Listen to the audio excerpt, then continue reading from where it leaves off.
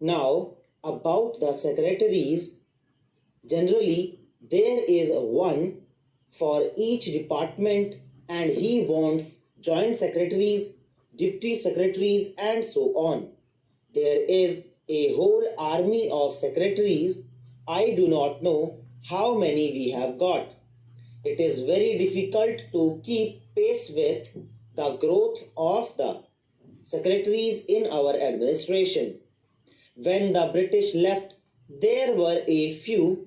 Now there are too many. I am not at all suggesting that the number should not have increased. Our Prime Minister is quite right in saying that the administrative work has increased many times, 50 to 100 times. I do not know whether it is 50 to 100 times, but much of the work is not worth having, because if you assess the work properly, then you will find some of the useless things need not be there at all. However, I concede that point that we would require perhaps more ministerial servants in the various departments, more under secretaries, assistants, stenographers, clerks, and so on. I concede that point. But are we not having too many secretaries? I know what work they are doing. Is there any proper check on that? Most of the work that goes in their name is actually done by people about whom we never discuss, whose merit we do not take into account, who are much maligned in the public administration of our country, the men in the lower rung of the ladder of this public distribution. These assistants and others do a lot of work and it is a very good thing. We are a cultured people, we are a civilized people, and we are a people with initiative. Now, when they feel that they are the functionaries of the government of a free country, naturally they would like to put their very best, and in fact they are doing so. Unfortunately, their efficiency is not given either due recognition or due incentive, which is required in order to tone up the administration and improve the affairs in our public administration. We should reject this idea of administration by the secretaries. We have got a parliament, we have got a ministry which is supposed to be responsible to the parliament. Howsoever irresponsibly at times it may behave, constitutionally it is supposed to be responsible to parliament.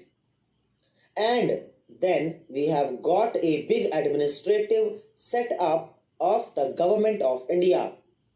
There are people of efficiency, people who are not recognized, who nevertheless discharge their duties efficiently. We want to improve the pace of the administration. We want to democratize our administration. That is the crux of the problem. You cannot have initiative and efficiency until you have our administration democratized. There is bureaucracy, there is soullessness at every point in our administration. I do not know how many of you have talked to the secretaries of the various departments. I have talked to some of the secretaries, but sometimes I feel as if I were talking to the useless persons. One does not see any reaction on their face. I feel that it is a machine that I am talking to. It depresses me, and I am sure many other people also feel depressed.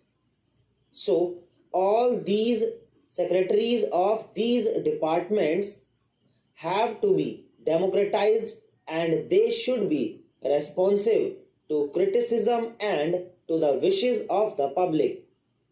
It all depends on how you talk to the public, how you listen to them, what you gather from what the people say. Not that always they say the right things, but sometimes they say very good things, and such things should be properly gathered. This is not done. Therefore, what is of vital importance for us for improving the public administration in our country is to democratize the administration and do away with the bureaucratic cold-bloodedness that exists in our public administration today. That is of vital importance. I stress it again and again because the crux of the problem lies there. Initiative has to be developed at the lower level by entrusting more responsibilities to the lower officials and by giving recognition to their services and also making it easy for them to work. Their conditions of service have to be improved. Their emoluments must be made adequate to make their life worth living. All these things are important for improving our public administration. As far as the public undertakings are concerned, I am totally opposed to the bureaucrats or representatives of the big money being placed in positions of authority in public administration. There are people, no matter to which politics they belong, who are efficient, who are devoted, and who can discharge their functions very ably in all walks of life.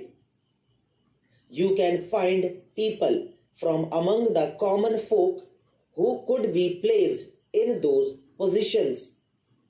Sir, life insurance has been nationalized. What do we find there?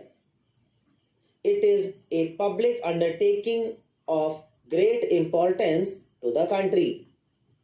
There you have got the same people, the old furniture is placed with some sort of rearrangement.